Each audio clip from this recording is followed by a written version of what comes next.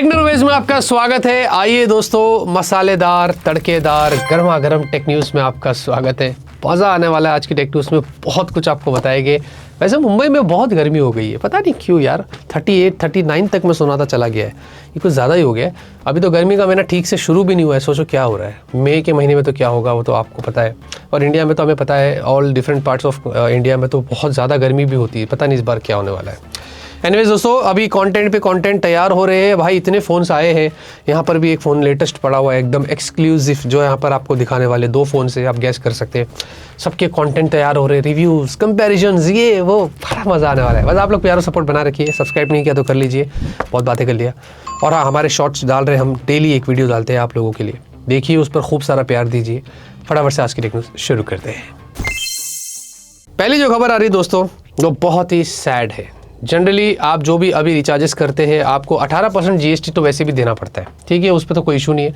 लेकिन आपको पता है, अब जो भी आप रिचार्जेस कर रहे हैं, इसके ऊपर हमारी गवर्नमेंट टैक्स भी लगाना शुरू करने वाली है। जी हाँ, यहाँ पर हाल ही में एक मीटिंग हुई थी और उसके बीच में हमारी गवर्नमेंट ने डीओटी, डिपार्टमेंट ऑफ टेलीकम्युनिकेशंस को डायरेक्ट किया और बोला कि भाई ये सिस्टम शुरू होना चाहिए और सितंबर 2026 से तो ऐसा बताया जा रहा है कि लागू भी कर दिया जाएगा।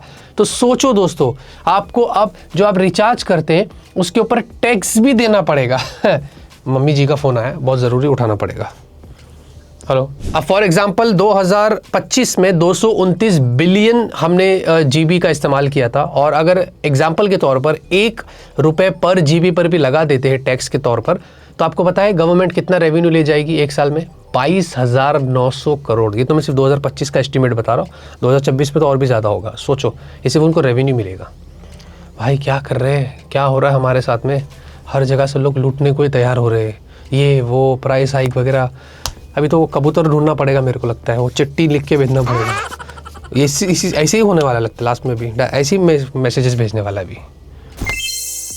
भाई सैमसंग की तरफ से बुरी खबर है वैसे, जनरली देखा जाए तो, क्योंकि वो हाल ही में 20,000 mAh बैटरी वाले फोन्स को टेस्ट कर रहा था और सैमसंग बड़ा लीप ले रहा था। कोई नहीं करने वाला था इंडस्ट्री में जो सैमसंग कर रहा था। वैसे चाइनीज़ फोन्स हमने बहुत देखे, बड़े बड़े मोटे मोटे, हम MWC में जाके एक्सपीरियंस किए, लेकिन मैं ऐसे ग्लोबल और कमर्शियल लेवल पर और बड़ी ब्रांड की तरफ से अगर बात करें तो सैमसंग कुछ कर रहा था।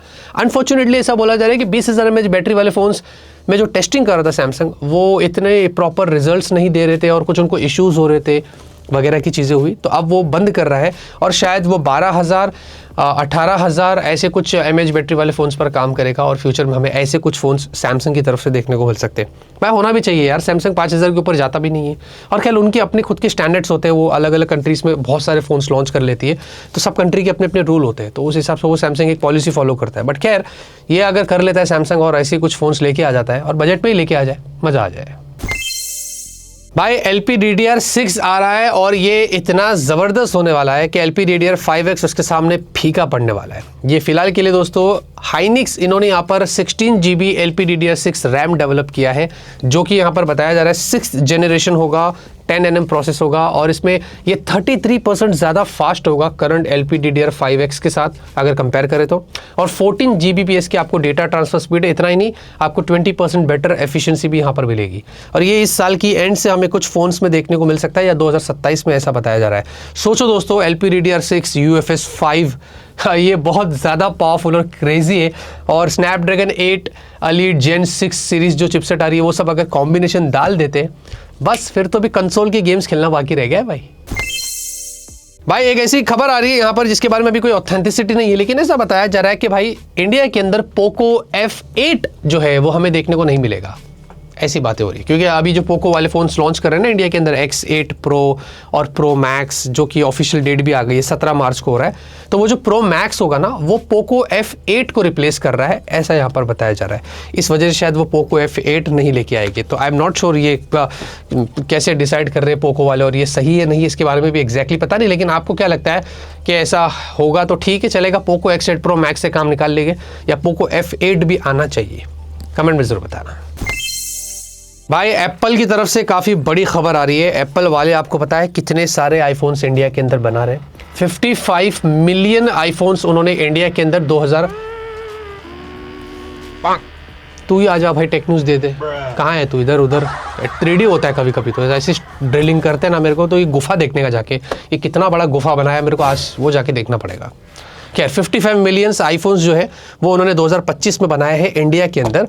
मतलब आप सोच लो ग्लोबली 25% कॉन्ट्रीब्यूशन कर दिया है आईफोन एप्पल ने इंडिया के अंदर आईफोन बनाकर। सोचो 25% तो फोन्स इंडिया में ही बन रहे एप्पल के, और उसी के साथ साथ अगर 2 साल पहले की अगर रिपोर्ट निकाले तो सिर्फ 10% थे, इतना ज़्यादा ग्रोथ हुआ है। और ये सारे के सारे जो है वो ज़्यादातर यूएस में जाते हैं इंडिया से। इनफैक्ट बताया जा रहा है कि 2025 में सिर्फ इसी से एप्पल ने $23 बिलियन जनरेट किया है, जो कि बहुत बड़ी बात है। तो भाई एप्पल ने इंडिया को बड़ा हब बना दिया है, लेकिन हमारे लिए घंटा कुछ फ़ायदा हो रहा है ना, महंगी चीज़ें। और अभी 70, 50, 60 हज़ार में क्या वो लॉन्च कर दिया 17E कचरा डब्बा, तो ये सब चल रहा है भाई। देखते हैं, आप मुझे एप्पल के बारे में जो भी कहना है कमेंट में जरूर बताना। तो भाई वीवो का T5X इसकी इंडिया की ऑफिशियल लॉन्च डेट आ गई है। भाई एक चीज़ बता दूं, ये वही सेम फ़ोन है जो Z11X आ रहा है ना, उसका और इसमें ज़्यादा फ़र्क नहीं है। वो आई थिंक 12 तारीख को समथिंग या शायद कल आ रहा है, मुझे पता नहीं। T5X भी जो है वो 17 तारीख को आ रहा है। Let's see how it goes. अभी जितने भी फोन्स लॉन्च हो रहे हैं ना, सब में अच्छी चीज़ें भूल जाओ। खाली एक फ़ोन जो मुझे ठीक लगा था, जो भी लॉन्च हुआ था, वो मोटोरोला का Edge 70 फ्यूजन था, जो मुझे प्राइसिंग के हिसाब से फ़ोन अच्छा लगा था इस हाइक के ज़माने में। बाकी तो सब कुछ ऊपर नीचे होने वाला है। देखते हैं दोस्तों, अगर रहेगा तो उसके बारे में आपको अनबॉक्सिंग करके बता देंगे। फाइनली दोस्तों लावा वाले जाग गए हैं, और ऐसा बताया जा रहा है कि लावा दोस्तों अपना एक 6000 या 6300 mAh बैटरी वाला फ़ोन या 6500 mAh बैटरी वाला फ़ोन लेके आ सकता है। तो जो 5000 कर रहा था, इतना दिमाग ख़राब हो गया था, अब लावा शायद कुछ बड़े बैटरी वाले फ़ोन्स इंडिया में लेके आ सकता है। अभी ज़्यादा उसके बारे में कुछ पता नहीं है, बट आएंगे हमारे चैनल पर तो अनबॉक्सिंग आपको मिल जाएगी। तो भाई जैसे Xiaomi ने अपनी 17 सीरीज़ को चेंज कर दिया था iPhone 17 सीरीज़ से मैच करने के लिए, तो वैसे ही दोस्तों बताया जा रहा है कि अब Redmi Note 15 सीरीज़ के बाद 16 सीरीज़ नहीं आएगी, सीधे Redmi Note 17 सीरीज़ हमें देखने को मिलेगी। तो ये कुछ Xiaomi यहाँ पर कर रहा है, और थोड़ा बहुत यहाँ पर फीचर्स इंप्रूव करके थोड़ा प्राइसिंग अगर अच्छी सेट करता है तो मेरे हिसाब से सही रहेगा। क्योंकि Redmi Note 15 सीरीज़ में मैंने कमेंट्स रीड किए थे, बहुत सारे लोगों ने बहुत फीडबैक दिया था, जो मुझे देखकर अच्छा लगा कि ब्रांड भी देखना चाहिए हमारे वीडियोज़ और कमेंट्स रीड करना चाहिए, ताकि उनको पता चलेगा कि उनके प्रोडक्ट में एग्जैक्टली क्या चीज़ है। तो let's see how it goes. नाम तो चेंज हो जाता है, लेकिन अगर कुछ और भी अच्छी चीज़ करेगा तो मज़ा आएगा। भाई जियो हॉटस्टार, मतलब जियो वालों ने कमाल कर दिया। ऐसा बताया जा रहा है कि अभी करंट जो T20 वर्ल्ड कप हुआ था और हमने कप लेके आए हैं, जो हमारे लिए बहुत बड़ी बात और खुशी की बात है। तो भाई देखिए, आपको पता है जियो हॉटस्टार पर जब ये वर्ल्ड कप लोग देख रहे थे, 82.1 करोड़ टोटल व्यूज़ हुए थे। ये बहुत ज़्यादा होता है, बहुत ज़्यादा। लेकिन मेरे हिसाब से ना ये एक्टिव व्यू नहीं होंगे, ये बेसिकली नॉर्मल जो रिपीटेटिव व्यूज़ होते हैं उसकी बात हो रही होगी शायद। क्योंकि हम जब भी देखते हैं, एक बंदा अगर देख रहा है बंद कर दिया, फिर वापस देख रहा है बंद कर दिया, देख रहा है बंद कर दिया, तो ये सारी चीज़ें भी काउंट होती होगी। जब जाके मुझे ऐसा लगता है कि ये 82.1 करोड़ व्यूज़ है, जो कि ठीक है बनता है, बट एक्टिव तो बहुत बड़ी बात हो जाती है। आई एम नॉट श्योर ये एक्टिव हो गए, ऐसी कुछ चीज़ें हैं। तो क्या दोस्तों आपने वर्ल्ड कप देखा था? किधर देखा था, कैसे देखा था, कमेंट में ज़रूर बताना।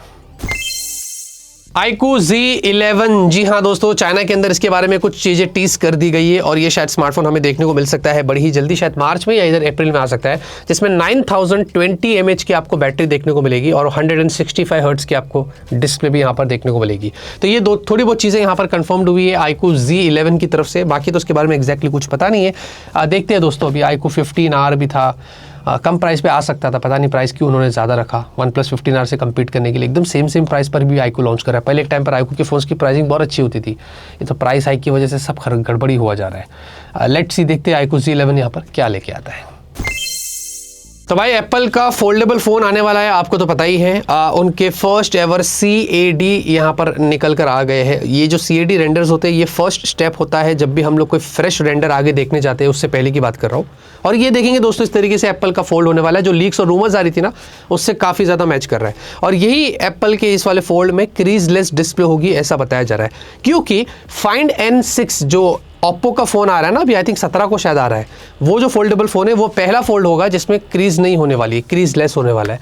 वही सेम टेक एप्पल अपने इस वाले फोल्ड में यूज़ करेगा, ऐसा यहाँ पर बताया जा रहा है। तो बाकी देखते दोस्तों कितने खास होता है और क्या होता है। भाई लूटने वाला एप्पल, इतना तो तय है। आज की टेक न्यूज़ यही खत्म होती है। उम्मीद करता हूँ आपका चैनल पसंद आई, लाइक करिए। तब तक के लिए ऑलवेज कीप स्माइलिंग।